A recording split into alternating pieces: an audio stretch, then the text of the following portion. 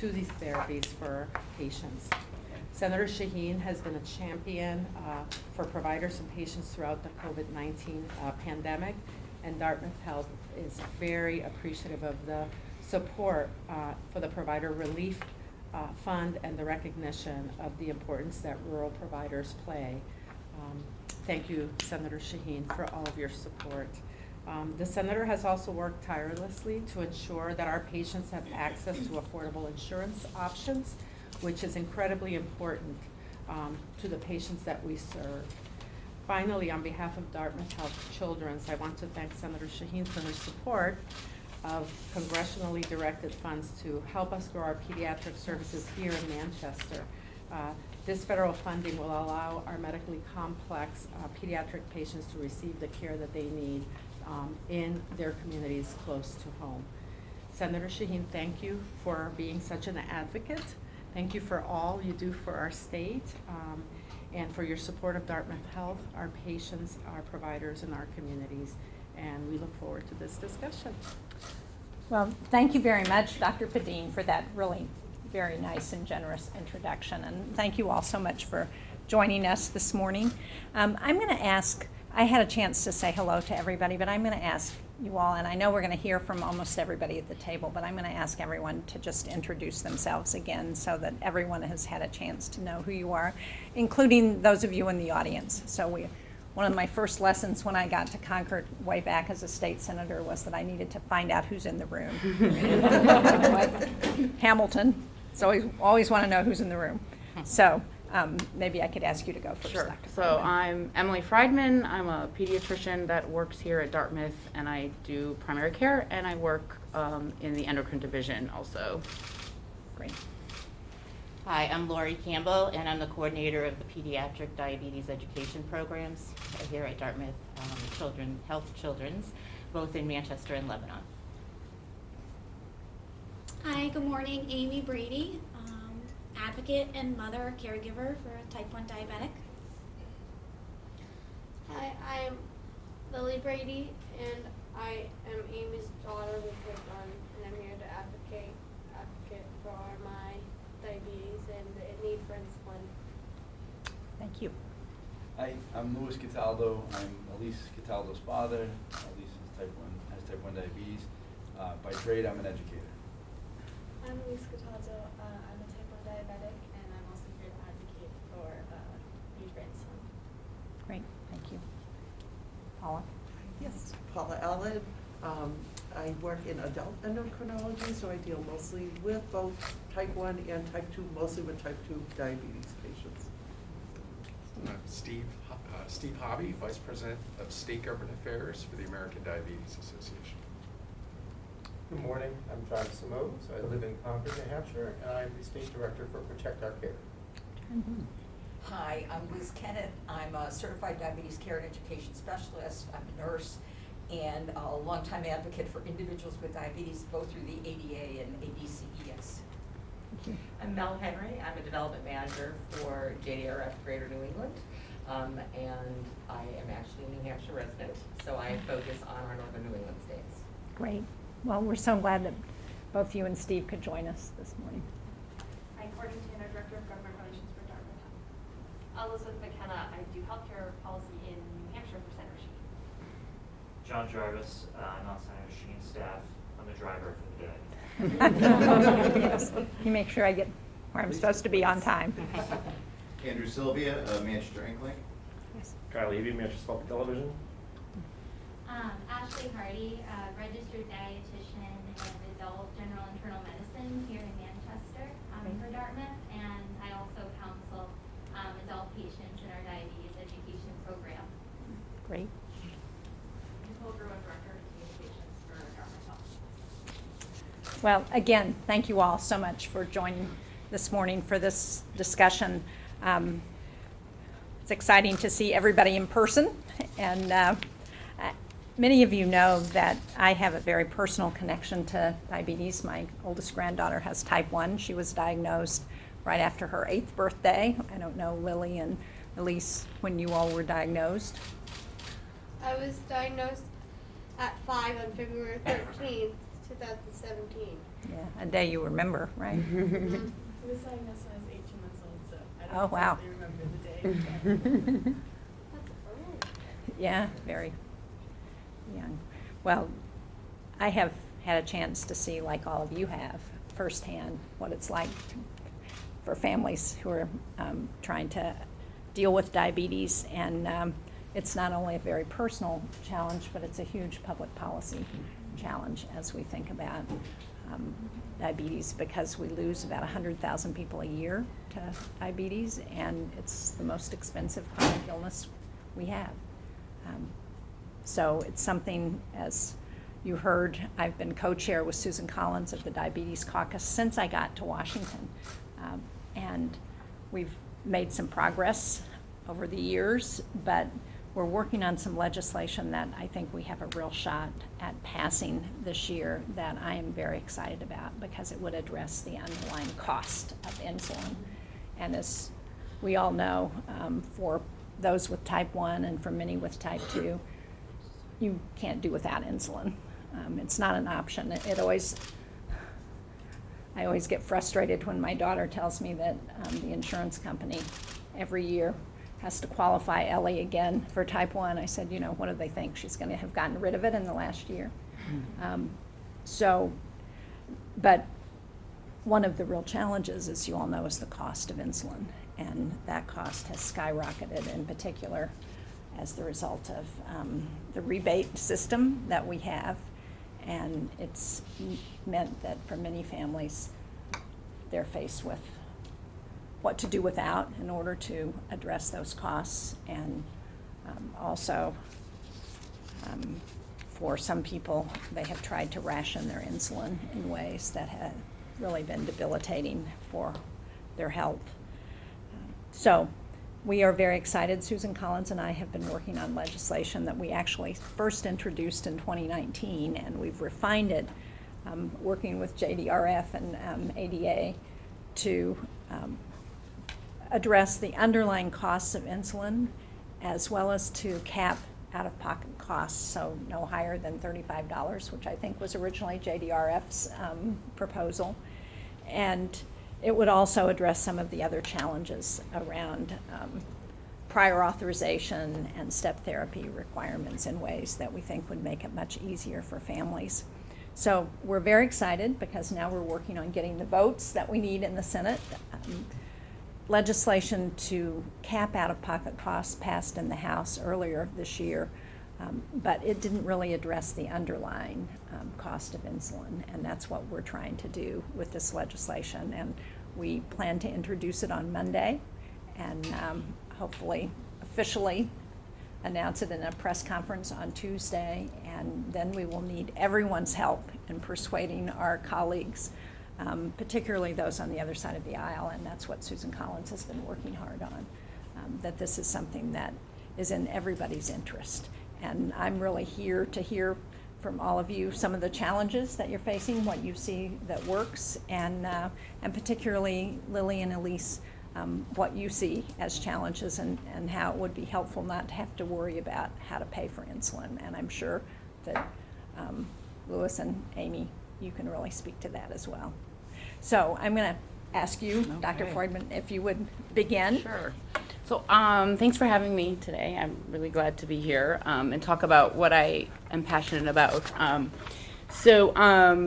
was asked to kind of talk about what's insulin and why we use insulin and all those kind of basic stuff. So as we all know, diabetes is a chronic disease, and it's characterized by high glucose levels in your blood. And there's two main types of diabetes, right? There's type 1 and there's type 2. Type 1 is also known as juvenile diabetes or insulin-dependent diabetes, and affects our youth, so younger than 20, but we see a range typically, newly diagnosed from 6 to 14, but can be as young as a toddler, as Elise was 18 months old. In Chad here, we see between our two locations, Lebanon and our Manchester outpatient clinic, we see a combined 600 patients with just type 1 and type 2 diabetes.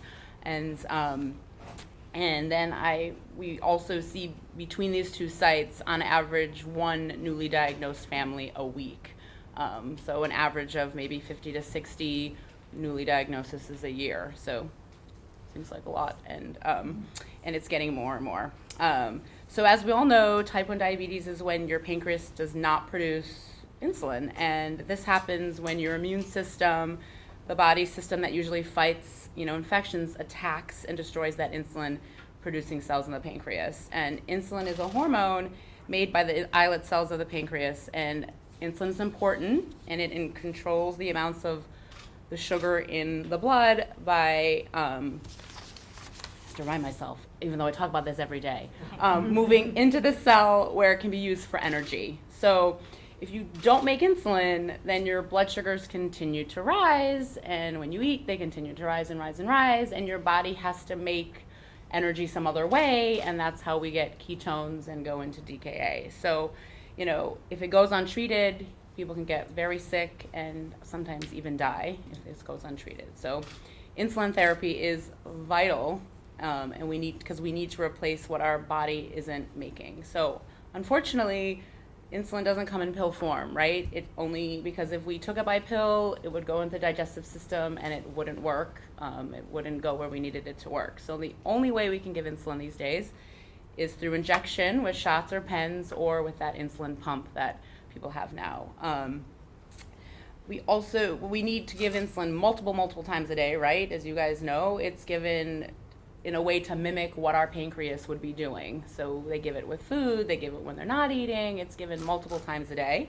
And we give 2 types of insulin to start, and it's dependent. There's long acting and there's short acting, and it depends on how long you want it to work and how long it's going to work. So it can be kind of complicated, and so it's a lot to do. But although insulin therapy can be demanding and time-consuming, it is the most effective way to lower our blood sugars for families. So we don't lower the blood sugars. We're looking at hyperglycemia, which is high blood sugars, and in the end, long-term hyperglycemia can cause severe issues for kids and adults. So just reminding us to figure out how to check. Kids have to check their blood sugars every day, multiple times a day. So it's not just insulin they have to do. It's using meters, it's using CGMs, it's using lots of other technology that they have, right? So insulin is a big factor, but those other factors are important. And here at CHAD, and Lori's going to talk about it, we spend hours on hours with these families. Initially it's a very intense program, and then it's throughout the year they're constantly calling in and constantly talking about how to manage these. Our goal here is to get them comfortable enough to do this at home on their own, because I don't go home with them every day, right? Mm-hmm. So we have to make them feel comfortable with checking blood sugars and giving the right amount of insulin for their kids to keep them safe, keep them healthy for long term. And that's our goal here. We see them on average every 3 months. That's the recommendation. But I can tell you we see them much more often than that at times. So I think Lori's going to talk about our program, yes, really. Great. So. Okay, thank you. So as I said, I coordinate the pediatric diabetes education program here. So I'm only speaking to the pediatric world, because that's pretty much all I know about. So basically I was asked to say, what do I do from day to day? And so what I'm going to do is kind of give you a little overview of what the diabetes education team here in pediatrics does on a daily basis. And then I want to talk a little bit about the burden that we see on families with the diagnosis of diabetes. So we provide both individual and family education visits for patients. Because of COVID, we had to stop doing our group education visits, and those have not materialized again, but certainly they will be doing so with any hope. We also do pump education and training, as well as continuous glucose monitor, which is the CGM that Dr. Friedman was referring to. And we teach, meters and all kinds of technology to our families as well. We participate in the multidisciplinary type 1 diabetes clinics that the doctors in pediatric endocrinology hold. And so we can provide diabetes education through that realm as well. We do routine daily phone calls with families. Families will either call in or utilize our patient portal called MyDH and submit data. What's really nice nowadays is that data, with the technology that we have, we can almost see the data almost live, looking at it in online on the websites. So, and then what we do is we help them sort of make decisions on where changes might be needed in their current insulin regimen. We answer families' questions. We get a lot of calls. We have a person, an educator assigned all day on a half-day basis every single day just for that purpose, because we do get such a volume of calls. And so we answer questions. We navigate, help the patient to navigate the systems in order to get through the prior authorization process for some of the technology that's there available for them. We also communicate as a team member with the schools, and the school nurses are a big part of the team with the family and ourselves. And we can provide them with education in the schools as well.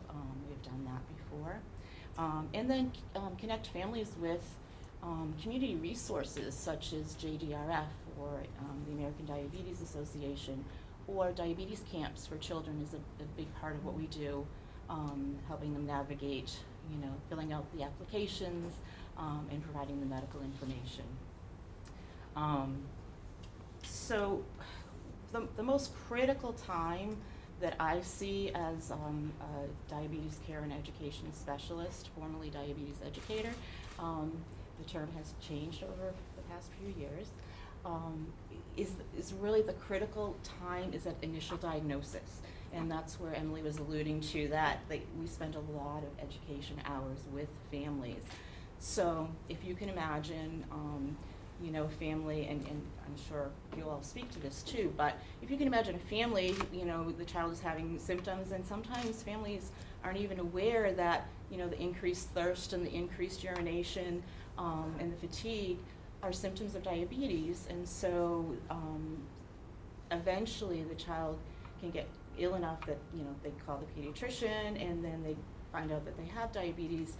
So here's this word diabetes. Go to the ER, the emergency room, spend several hours there, maybe get admitted, maybe not, depending on how ill the patient is. If they're in diabetic ketoacidosis or DKA, sometimes they have to be sent up to either Dartmouth, Hitchcock, and Lebanon to our CHAD hospital, or down to Boston to one of those hospitals to spend some time there to resolve the DKA. But there are quite a few patients that they're not sick enough to be admitted to the hospital, and so literally they come right to us, and we provide 3 hours of education on the first day. So imagine you just heard the word diabetes, we've got diabetes in our family, and then you could go sit for 3 hours and listen to somebody talk, because what we have to do is provide them with education surrounding what we call survival skills, just to get home that night and be able to manage with the diabetes all of the tasks that they have to manage.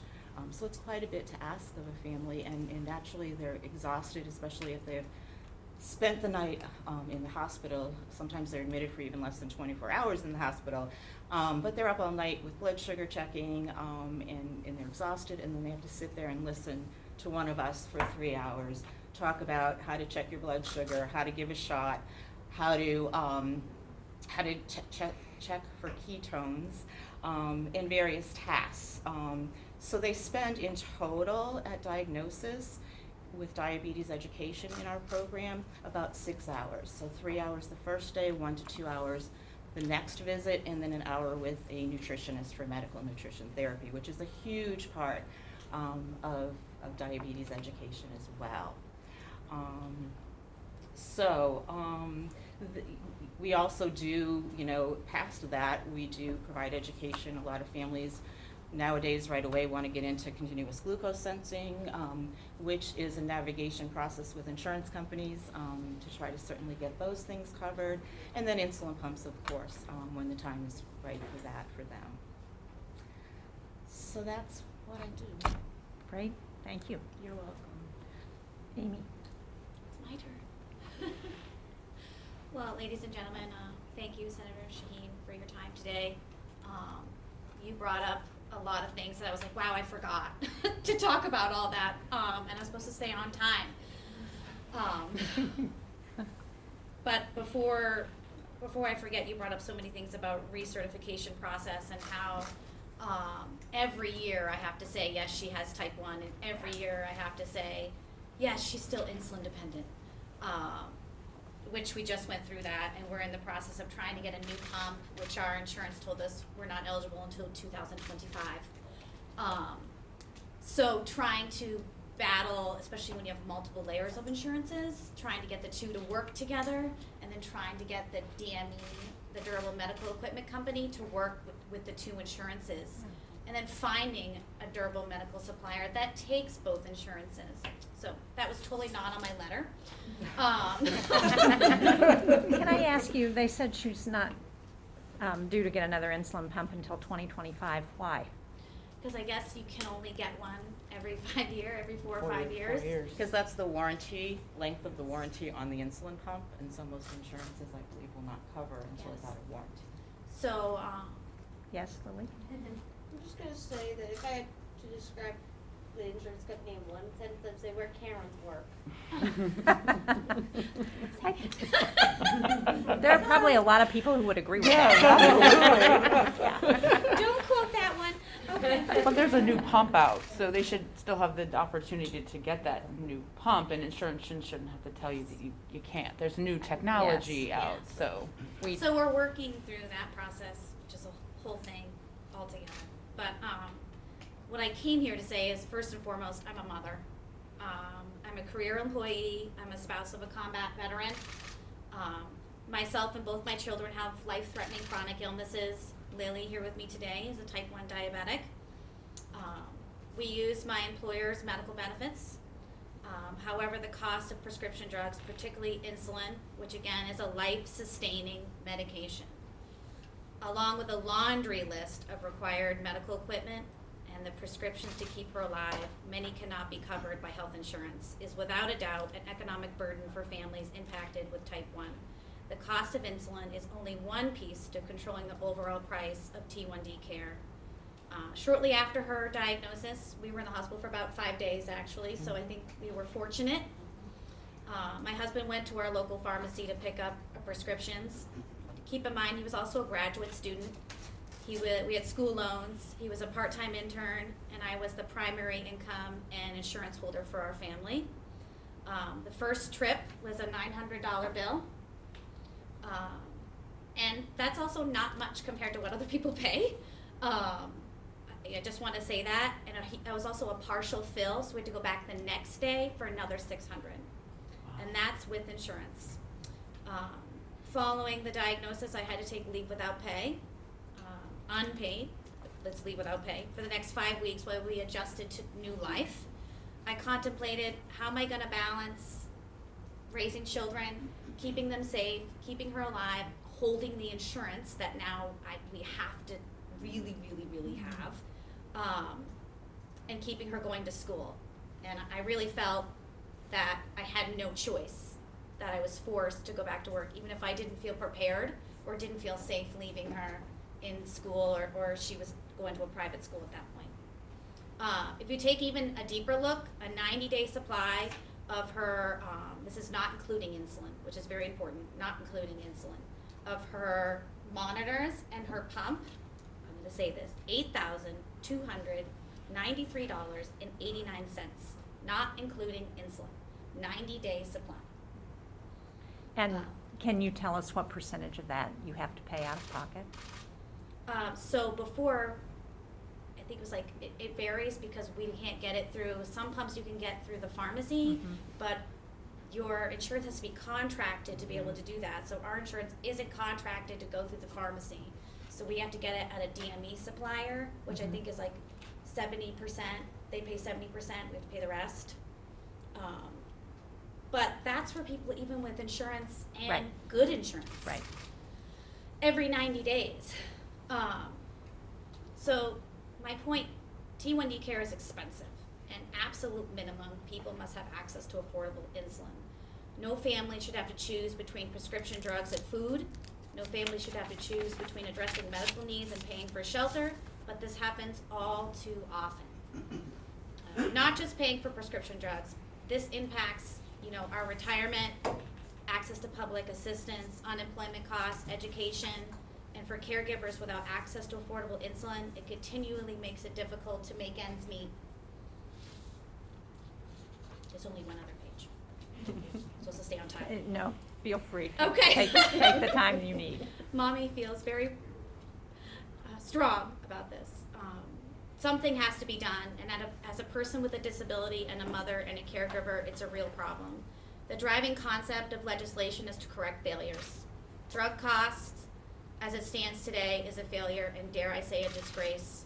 We encourage citizens to be healthy, to get care, see a doctor when you're sick, adhere to medical treatment plans, work 40 hours, get a higher education, all while we contribute to the economy, but people need families to be healthy and happy in our own right. The current system forces a choice between the alternatives for far too many New Hampshire residents.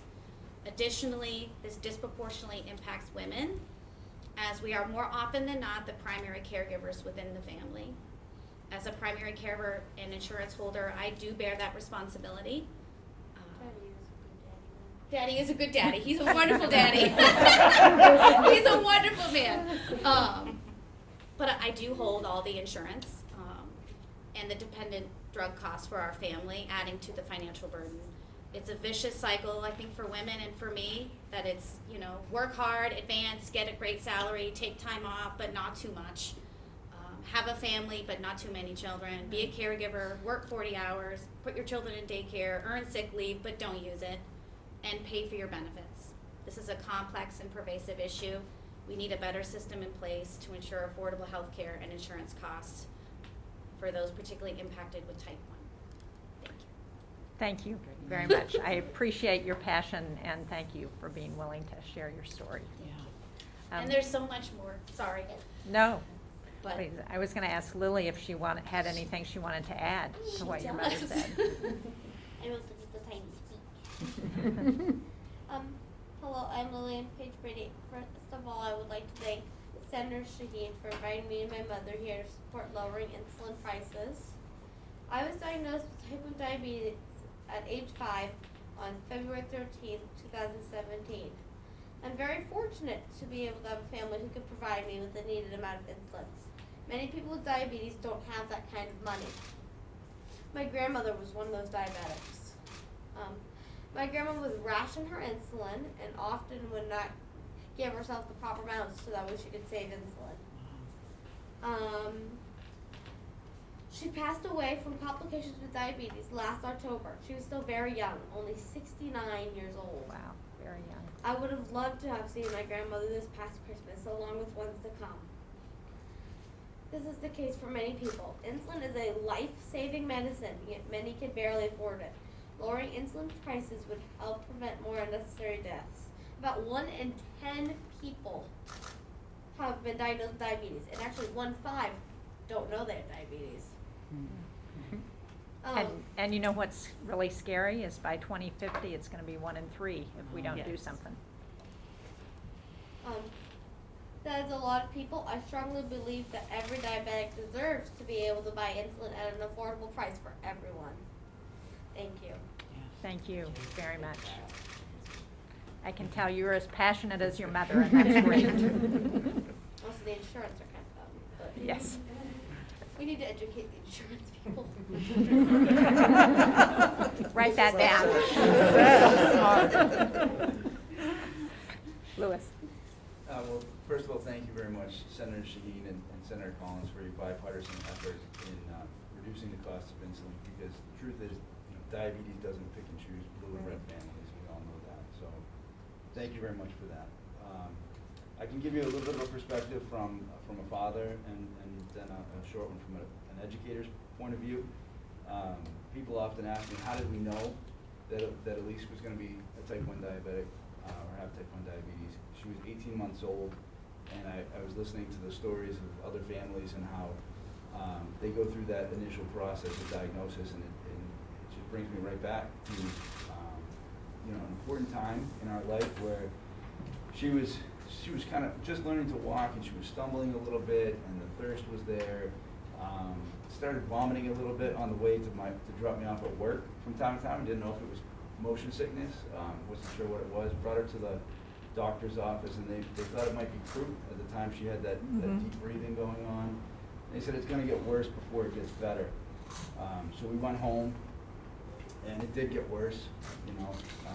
My wife was pregnant with our second child at the time, and we were stopping by the OB's office for a doctor's appointment, and she started getting much worse. And luckily, we were Red Cross from Elliott emergency room, ran in there carrying my 18-month-old, and the doctors were great. They took a little bit of time. They just assessed the situation. It was about a half hour, I'd say, before someone said, let's check her blood sugar. And they came back and they said, your daughter has type 1 diabetes. And it was terrifying. At that point, they had tried to get IV started quite a bit. She was in DKA. Eyes were rolling back. I mean, I thought I was going to lose her. And I'm sorry. I always get emotional when I think about it. But went down to Tufts Medical Center in Boston. We stayed there for a few nights, and everyone was excellent. The education was amazing. And the turning point for us was when we realized insulin is what would allow her to live. We have it. And there's a lot of illnesses out there, a lot of chronic illnesses where people don't have that luxury, right? They don't have, science hasn't gotten to that point yet. We have it. But I think strongly, I think we can all agree that something as necessary as food and water can never be rationed, it should never be unavailable, and it certainly should never be cost prohibitive. Because for these young ladies and so many others, this is what sustains their life. And so I want to thank you for the efforts that you're putting forward to make that happen. We've been fortunate to have good insurance through work. As I said, I'm an educator, and in my position I coordinate 504 plans for students. Oh, wow. And I'm able to bring that perspective as a father of someone who has type 1 diabetes to a lot of other medical situations, whether someone has epilepsy or for some reason is wheelchair bound or whatever it might be. And I think it's so easy to take for granted the things that allow us to sustain life on a day-to-day basis. But in education, we've been pushing the mindset of, fair isn't always equal. And I think if we take that same principle and remind ourselves in life that what it's going to take for someone to sustain life, it's not the same, And I think that we can extrapolate some of those principles and viewpoints to the very basic function of living, and recognize that, in schools we go out of our way to make sure that all needs are met for all learners, that we remove barriers, we remove obstacles, and that's a good thing. And that came from, federal law back in the 1970s, I believe it was. And it's that same federal change, I think, that's going to help us to allow something even more basic than an education, to make sure that we have access to life for all people when we can. So thank you for everything you're doing, and thank you all for the hard work you put forward every day. Thank you. Elise, would you like to add to your dad? Yeah, I would like to say. So I'm Svetazo, and I've had type 1 diabetes for around 12 years now. I was diagnosed when I was 18 months old, so I don't know my life without it. It's become a part of me, which I didn't ever choose to live with. Although I've made the most of it through playing school sports such as soccer, basketball, and lacrosse, as well as I also participate in school chorus, and I love to spend time with my friends and family. The reason I've still been able to do all of this while managing my diabetes is because I've been fortunate enough to have access to insulin. However, for many other diabetics, their need for insulin to simply survive and inability to retain it is what prevents them from regular experiences or normal things every person should have the right to do. Insulin is not a privilege. It cannot be. Type 1 diabetes is something that is not only handed to people who can financially handle it, it is handed to absolutely anyone, which means absolutely anyone should be able to financially handle it. Just managing my diabetes provides many struggles on a day-to-day basis, so I can't begin to imagine the headaches mine and other parents have from buying even more supplies just to keep their child alive and healthy. Insulin is only one of the many expenses of diabetic supplies, but in order to make these supplies fully affordable and accessible for all, we must start somewhere, and we must start now. Insulin is where we can start. Thank you very much. You know, I know most people here know this, but insulin also has been around for, I think, 101 years now. And when it was developed in Canada, and it was given for $1. They did not sell the patent. They gave it for $1 because the developers said it should be available to everybody who needs it and should not be making money off of it. And what's really disturbing is and it's basically been unchanged. I think all of you professionals here can probably speak more to that than I, but basically unchanged for 100 years. And yet the cost has gone up dramatically. So, as you point out, this is about people making money in ways that I think are detrimental to the health of so many individuals, and that needs to change. So hopefully our legislation can help do that. You know, Lily and Elise, I don't know if either of you have thought about participating in the Children's Congress, which JDRF does, but a couple of years ago, the speaker for the Children's Congress in Washington was Justice Sonia Sotomayor, who is on the Supreme Court, who has type 1. And I can remember her talking about being diagnosed, and she was about 7, she said. And when the doctor started talking to her, she didn't want to hear it, and she ran out of the hospital and hid under a car because she didn't want to know. And then she talked about, you know, those were the days before insulin pumps, and she talked about standing on a stool in the kitchen and sterilizing her needles so that she could take her insulin. So fortunately, we've made some progress on insulin pumps and continuous glucose monitors and some of the other ways that we track sugar levels. But clearly we've got a lot more to do, and I'm really encouraged by the amount of research that's going on.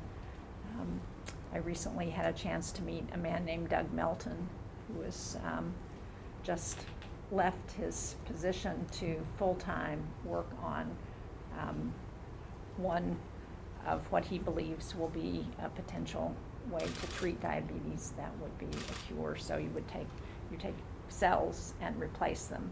And so I'm really optimistic that in your lifetimes, you're going to see a cure for diabetes.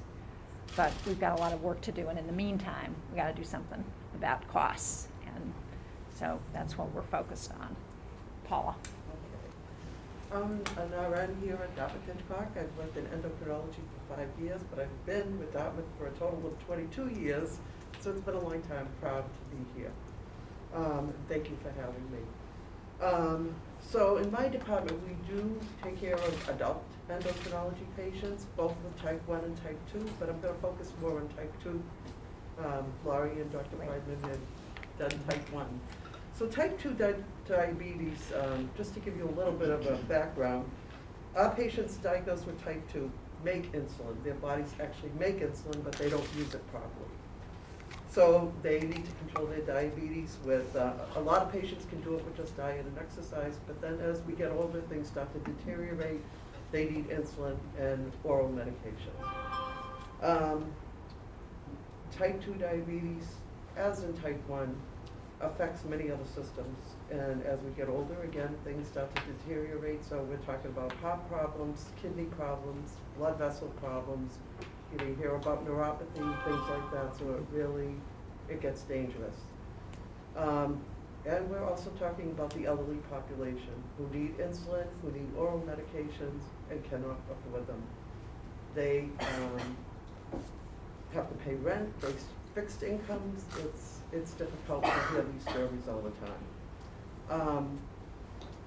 A lot of people have good insurance. Unfortunately, though, co-pays are still up there, $600 for oral medication and insulin costs that they just can't afford. And when we're talking about 80-year-old people who are all, on a medication called Novolog, and all of a sudden their insurance companies decide, oh, we don't see Novolog as being preferred anymore, we have to switch to Humalog. For an elderly person, that gets overwhelming to them. And Medicare, lots of times, as healthcare providers, we can't talk to them, the patients have to talk to them. It's very difficult for them to navigate through that system. Just being elderly and not growing up in this environment with computers and everything, it's really a challenge for them. So I'm very passionate about what our patients go through, and we really do try to assist them the best we can, but it's a major problem. And CGMs is a technology that would prevent people from having to poke their fingers 4 to 6 times a day, and yet if they're not fulfilling criteria for Medicare, testing 4 times a day, taking insulin at least 3 times a day, they can't get those devices. Oh, trust me, we spent years literally pushing on CMS to try and get CGMs covered, their Medicare. So lots of times their care plans are augmented with insulin and oral medications, and the oral medications, they're called they're SGLT medications, like Jardiance, you might have heard of, Invokana. The co-pays are like $600 a month that these patients can't afford. So what happens is they can't go on these oral medications, their insulin needs need to go up. So just to put that out there. But those are some of the things that we deal with. And like I said, not only diabetes, but their cases are complicated with heart problems, kidney problems. So it gets pretty hairy for these patients, what they have to go through. So. And, the point I'm sure you make that when our office gets involved in a case, when we were working with CMS, that we would make is that, look, it's a whole lot cheaper from your perspective to cover these upfront costs than to let people go into the hospital. I can remember when I first started running for the Senate, and I heard that Medicare would cover the hospital visit, but they wouldn't cover the diabetes educator. Right. It's like, makes no sense. It's a crazy way to operate. And everybody would be better off if we would do that upfront preventive work. So, in fact, we're having this debate now, our bill has what we call a score, so what is it going to cost taxpayers and the federal government? And the Congressional Budget Office develops models to work on those costs. And their model hasn't taken into consideration the savings that we would get from the hospital visits that wouldn't have to happen because people wouldn't be rationing their insulin anymore. And so we're having this debate right now with CBO about how they're developing the costs because it just doesn't make sense. So basically that's what I wanted to bring about, so good. Thank you very much. Thank you very much. Steve. Sure, thank you. The prior speakers have done a great job of talking about the insulin affordability problem here in New Hampshire. And this is true for our country as well. We have 8.4 million people who need to use insulin. It remains a pressing issue for them. This has been a long time problem with insulin prices rising. Between 2002 and 2013, insulin prices nearly tripled. It's a life-sustaining medication. It has to be affordable. It's a matter of life and death. Yet we hear that as many as 1 in 4 insulin users are rationing their insulin, either reducing the amount that they need to take or skipping doses. People are affected in households throughout the country. This is making their diabetes harder to manage. It jeopardizes their health and puts them at risk for serious and potentially deadly complications. The EDA strongly supports the work that Senator Shaheen and you and your colleagues have done on this proposal to address the cost drivers and make sure out-of-pocket costs are reasonable for people with diabetes. The ADA has led efforts around the country to establish state insulin copay caps, and we now have 21 states that have passed insulin copay caps, which is great. And they've passed in both red states and blue states. So that's why we're so pleased to support this bipartisan effort at the federal level to cover all states and more comprehensively. We've been a strong proponent for a national insulin copay cap and reform of the drug rebate system. We've had over 50,000 of our advocates weigh in with their members in Congress to support affordable insulin from every state. So we so appreciate your commitment, Senator Shaheen, to make insulin affordable, your leadership around the $35 cap that's part of this proposal, and these important reforms to help reduce the cost of insulin by incentivizing lower list prices. And by doing both of those, we can really help people who both have insurance and who are uninsured. At the end of the day, the objective of any legislation to address the cost of insulin should have the patient in mind first, to make sure that people with diabetes can afford their life-saving medication. Because no one should, and this was talked about, no one should have to choose between a life-saving medication and paying rent or a mortgage or for buying the food on their table. So thank you, Senator Shaheen, for your work on this critical issue, and we look forward to advancing this vital legislation in the U.S. Senate. Well, thank you, and thank you to the Diabetes Association for your advocacy. It's really important. You and JDRF do really great work. John? Thank you, Senator. I'll be brief. I just want to start by saying thank you for your tireless work to make healthcare and access to prescription medications affordable and accessible for everybody in New Hampshire and in our country. Not just some, but for everybody. And I think that's an important distinction. Yes. I hear your stories, and it breaks my heart. This type of access should not be, you're right, please, it shouldn't be privilege. It should be a right. We should. And we can do better as a society and as a country. The problem here in many ways is Big Pharma, who comes out with so many great medications, so many great new treatments, and yet practices a business model that is often hard to understand and undoes so much of the good that they're able to accomplish. I have a colleague who just got back from spending 3 weeks in Europe. He's diabetic. His prescription was accidentally frozen the first day that he was there, and he couldn't have his insulin. So he went into a local pharmacy. He got a prescription filled for 3 weeks. The pharmacist apologized and said, "I'm so sorry, I have to charge you the market rate for insulin because you're not in our national healthcare system. That'll be $80. And that was his reaction. How can we have some of the highest costs of insulin in America of any developed country when we have so many resources? So thank you, Senator Shaheen, for what you're doing. We can do better. Absolutely, thank you. We can do better, and it's not I think, Steve, you talked about the cost of insulin tripling in about 10 years. One of the drivers in recent years of those costs has been the rebate program, which has really skewed the costs that we're paying for things in ways that really don't make any sense anymore. And so that's one of the things our bill does, is it addresses that rebate program. So can I ask if either of you would like to add anything to? Just very briefly. I'm Liz Kennett. I'm a certified diabetes care and education specialist, and as I'm listening to everybody's story here, because I've been in my field for a very long time, we've come such a long way with so many treatments for diabetes, so much equipment that has come out. When I started out in this field, I was teaching people how to boil syringes and file down needles. Okay. How long have you been doing this, Liz? Over 40 years. Wow. Over 40 years. But the problem about affordability of insulin is still here, and that just breaks my heart. One of my first patients, and this was back in 1978, that I saw was a gentleman named John, and he had type 1 diabetes. And I got to know John in an emergency because he had rationed his insulin.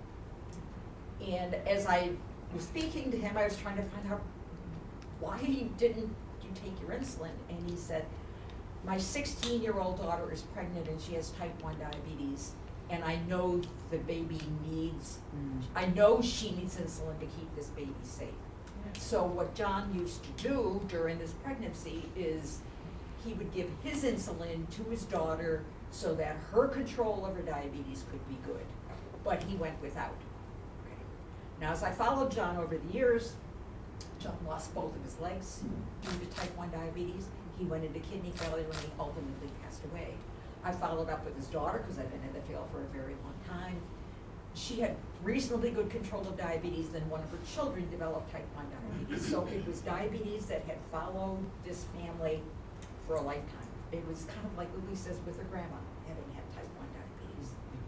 I was talking to one of my colleagues recently because this affects so many people, and she told me particularly about people with type 2 diabetes because those are the kinds of individuals that she sees.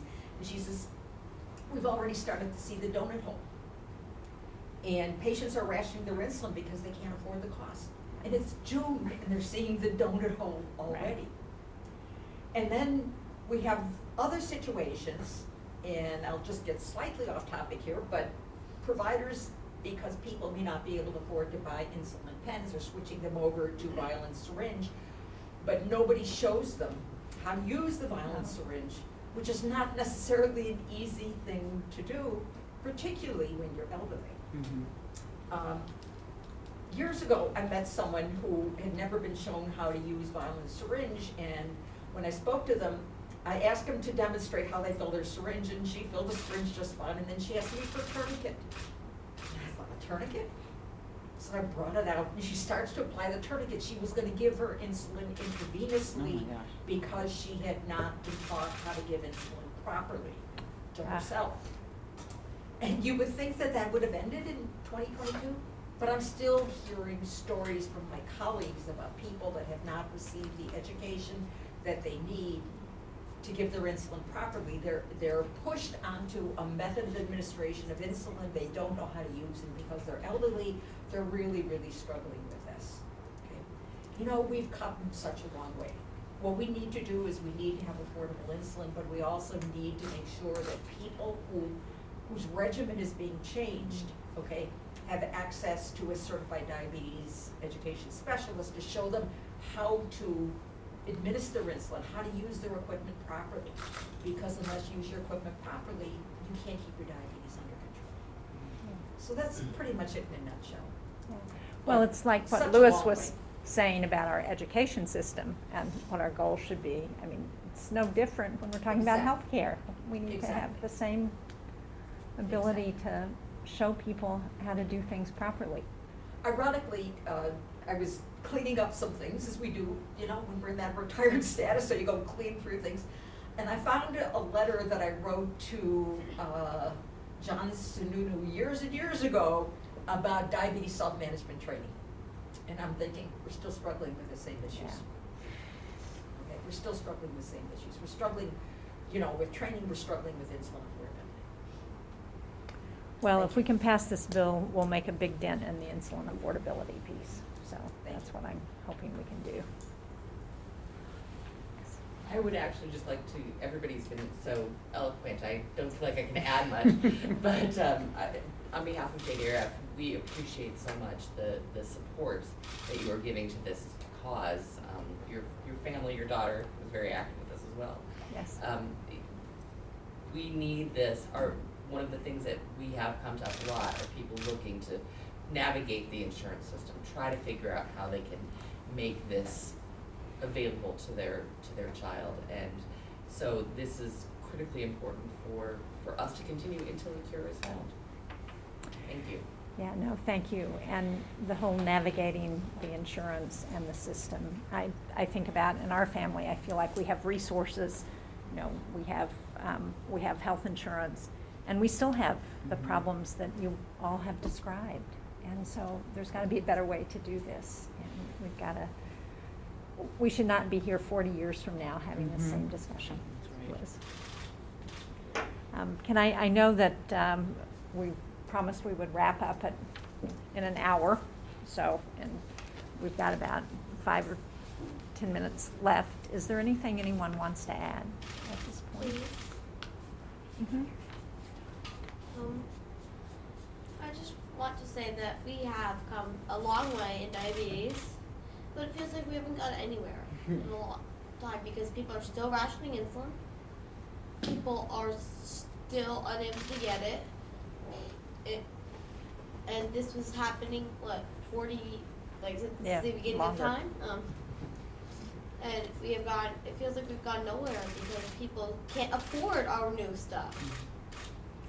Like, when the Omnipod came out, everyone was like, oh, let's get it. It seems amazing. Oh, we can't afford it. It's like $500 a thing. Yeah, and we couldn't get the insurance companies to cover it for a very long time. Same fight If every anyone time. needs if anyone needs the education, the insurance companies do. Yes, let's write that down too. Is she still diabetic? You know, I can remember Ellie, my granddaughter, talking about how she would really like to have a vacation from diabetes. Yeah.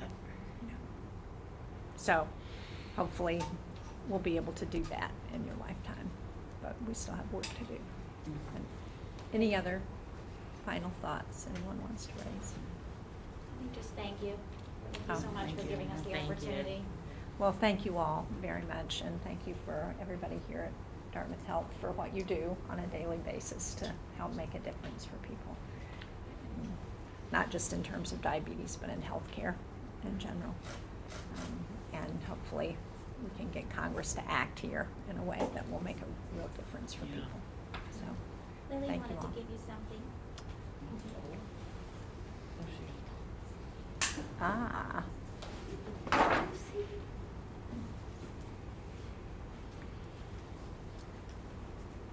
For your granddaughter. Oh. Book my mom wrote about I diabetes. saw that your mom had written this book. Now, did you know that my daughter wrote a book about Ellie and her diabetes? Really? Coach, right? Ellie and, Dog. it's called Ellie and Coach, because she has a diabetes service dog who came to live with them. So I'll have to send you that, get one of those books so I can share that with you all, if you would like that. My dog, actually, she hasn't been trained to do this. She just all of a sudden, one day I was in the pool, probably like, it was really late at night. She just comes into my mom, just barks and runs in and out and in and out. And we checked my blood sugar, and it's like 54. Oh, wow.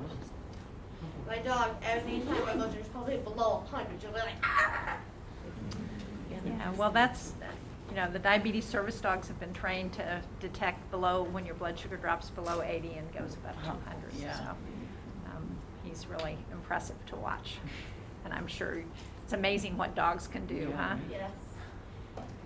Well, again, thank you so much. Thank you so much for coming here today, and thank you so much for such an important discussion, and for leading this roundtable, and for listening. Yeah. I think that is what makes you such a immense and valuable leader. So we're really appreciative. Well, with your help, hopefully we can get this done. Yes. Thank you. Thank you. Thank you.